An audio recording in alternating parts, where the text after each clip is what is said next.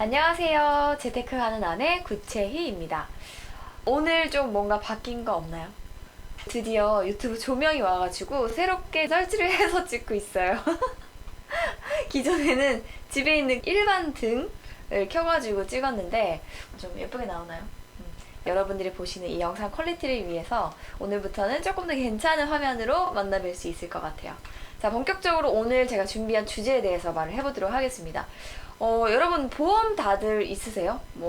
실비보험이야 워낙 기본적인 거라서 아마 있으실 텐데 나머지 보험들은 안 하자니 찝찝하고 가입하자니 경제적으로 부담된다 그런 분들이 꽤 많으세요. 근데 보험은 좋다 나쁘다 이렇게 이분법적으로 판단할 수는 없는 문제인 것 같아요. 자신의 성향이나 가족력이 있다거나 혹은 자금 상황에 따라서 다르기 때문에 보험을 가입해야 되냐 말아야 되냐 이건 스스로 판단을 일단 하시고요. 나는 보험에 가입을 하긴 할 건데 뭐부터 해야 할지 모르겠다.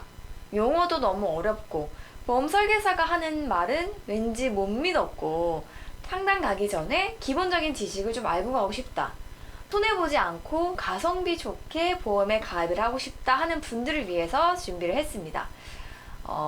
제가 오늘 소개해드릴 이 세 가지를 모르면요. 보험 가입 안 하는 게 낫습니다. 그만큼 기본적이면서도 중요한데요. 첫 번째는요. 보험 가격 지수로 보험 가성비를 따지는 일입니다.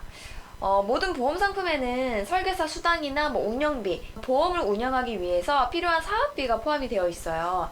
내가 만약에 10만원짜리 보험에 가입했다. 그 10만원이 다 적립되는 게 아니라 이 중에 만원, 2만원은 사업비용으로 떼고 나머지 8, 9만원만 적립되는 구조인데요.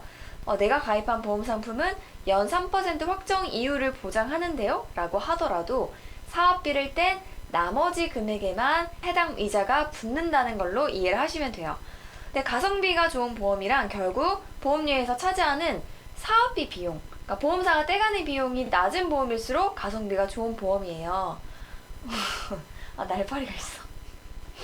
네, 이걸 확인할 수 있는 지표가 바로 보험 가격 지수인데요. 내가 가입한 상품의 보험료가 업계 평균과 비교해서 얼마나 높은지 혹은 낮은지를 알려주는 지수예요. 기준이 100이거든요. 100보다 높으면 업계 평균보다 비싼 것, 100보다 낮으면 평균보다 저렴하다는 걸 의미합니다. 보장 범위나 기타 특약 조건이 같다고 가정을 할게요. A보험은 보험 가격 지수가 110%예요. 근데 B보험은 보험 가격 지수가 95%인 거예요. 당연히 B보험의 가성비가 훨씬 좋은 겁니다. 왜냐면 100보다 5%포인트가 낮으니까요.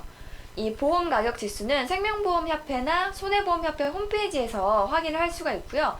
공시실에 들어가서 내가 가입하고 있는 상품명을 검색해서 찾으신 다음에 표 오른쪽 상단에 보면 바로 보험 가격 지수가 나와 있습니다. 보통 보험 가입을 할 때 한 두세 가지 상품을 비교하기도 하고 또 상품을 추천을 받기도 하잖아요. 비슷한 조건이라면 보험 가격 지수가 최대한 낮은 그런 것들을 공략해 보시는 것도 방법이 될 수 있겠죠. 두 번째는 추가 납입 제도를 활용하는 거예요. 이건 역시 보험사에서 떼가는 사업비를 줄일 수 있는 방법 중에 하나인데요. 안보장이나 이런 보장성 보험 말고 저축성 보험에 가입하는 분들이 계실 거예요. 연금 같은 것도 저축성 보험이잖아요. 이런 것들을 고려 중이시라면 추가 납입 제도를 적극적으로 활용하시면 좋아요. 그러니까 처음 납부한 보험료에 대해서는 10% 내외의 사업비를 떼갑니다. 특이하게도 이 추가 납입분에 대해서는 단 2% 내외의 계약관리 비용만 부과를 해요. 물론 보험사마다 이 수수료율은 조금씩 차이가 있다는 점을 말씀을 드리고요. 예를 들어서 두 명의 직장인이 있는데 각각 30만원짜리 연금보험에 가입을 하려고 해요. A라는 사람은 가입 당시에 30만원을 한 번에 냈어요. 반면 B라는 사람은 처음에 10만원만 가입한 뒤에 20만원을 추가 납입을 한 거예요. 이때 사업비가 10%라고 가정을 하면 A라는 사람은 보험료 30만원을 냈으니까 사업비가 10%인 3만원이 떼이겠죠. 반면에 B라는 사람은 보험료 10만원에서 사업비 10%인 만원을 먼저 떼고요. 그 다음에 추가 납입을 20만원을 했잖아요. 여기에 계약관리 비용 2% 그러니까 4천원이 추가로 떼입니다. 결국 둘은 같은 보험료의 연금 상품에 가입을 한 거예요. 그렇지만 보험사에 부담하는 수수료는 A라는 사람은 3만 원, B라는 사람은 14,000원이에요. 그러니까 2배 넘게 수수료가 차이가 나는 거죠. 10년 후에 쌓이는 원금으로만 비교를 해도 B가 돌려받는 이 환급액은 145만 원이 더 많습니다. 여러모로 추가 납입 제도가 굉장히 쏠쏠하죠. 내가 저축성 보험에 신규 가입할 생각이다. 그러면 추가 납입 기능을 염두에 두고 계획보다 보험료를 좀 낮춰서 가입하는 게 좋아요. 그 이후에는 내가 여력이 되는 돈만 추가 납입을 하시면 돼요. 보통은 추가 납입은 가입 금액의 2배까지 가능한데요. 만약에 20만 원짜리 저축성 보험에 가입을 하려고 한다. 추후에 40만 원을 추가로 납입을 할 수 있어요. 이건 역시 보험사마다 그 차이가 있을 수 있습니다.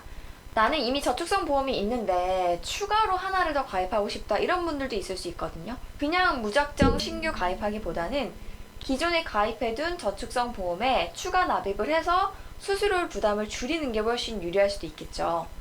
마지막으로 세 번째, 해지 환급금 비용을 확인하는 거예요. 우리가 보험은 한번 가입하면 최소 5년, 길게는 30년 이상 유지하는 장기 상품이거든요. 그래서 운영 원리나 수익 구조가 장기에 맞춰져 있어요.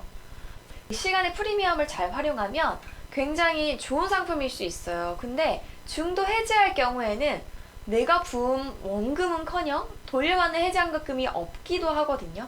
근데 처음 가입할 때는 이 부분을 생각을 안 해요.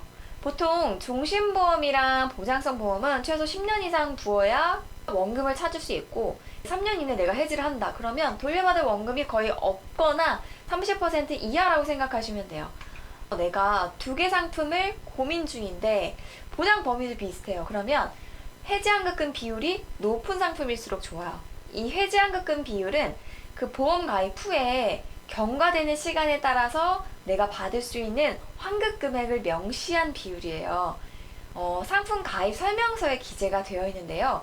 보험에 가입할 때는 당연히 만기까지 가져갈 생각으로 가입을 하는데 사람 일이라는 게 어떻게 될지 모르는 거 아닙니까? 그래서 납입 기간을 채우지 못할 때를 대비해서 최소한 내가 원금을 돌려받을 수 있는 시점이 언제인지 정도는 체크를 해두시는 게 좋습니다. 자, 오늘 영상 잘 보셨나요?